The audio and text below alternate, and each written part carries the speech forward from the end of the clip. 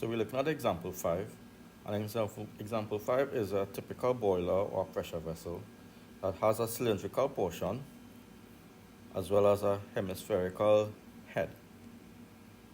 Right? And as we saw earlier, the hemispherical head, the only stress you have would be PD on 40, right? Because the hoop and the longitudinal stress is the same. Whereas in the cylindrical portion, you would have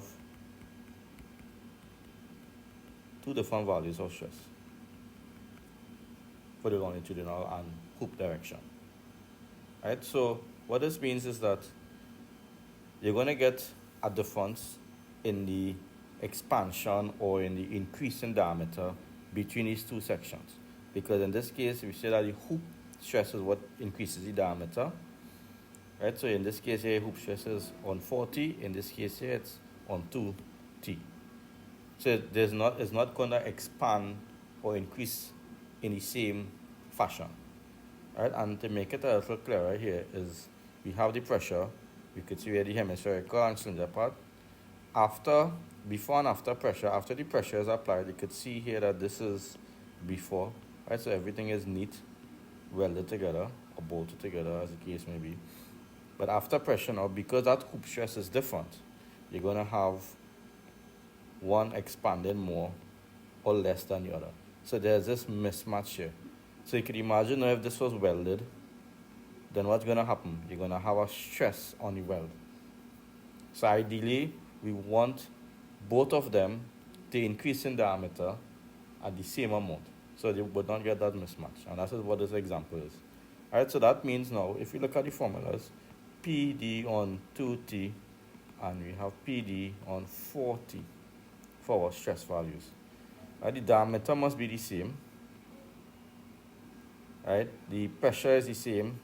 The only that we could alter really is the thickness. Right, so we look at our change in diameter, and we had derived this earlier. Right, so that is for the cylindrical portion. And for the sphere, we know that the hoop and the longitudinal stress is the same value. So if you were to plug that into the equation for the Hooke's law, then you could actually calculate, now just like what we did before, delta D for the hemispherical section. So we have delta D for the cylindrical section, and we have delta D now for the hemispherical section.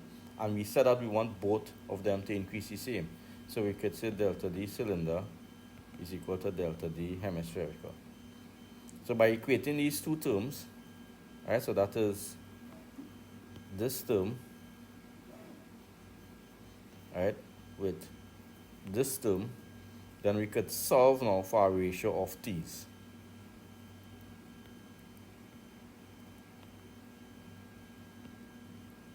Right, so that's essentially what we want to do. Right, so that is what we did here in the example. We equated the two. Right, so things will drop off as the case may be for E, etc. So we end up with a ratio. Right, we substitute what the Poisson ratio is, and in this case here we could have for this Poisson ratio. So you notice it is independent of E and the pressure and the diameter. Right, the only thing that it is dependent on is on mu, that value of mu. So in this particular case, we can see that the hemispherical thickness has to be 0.4118 or 0.412 times the thickness of the cylindrical portion. And when that is done, we can get an equal expansion of the diameter. So there's no additional stress on the weld.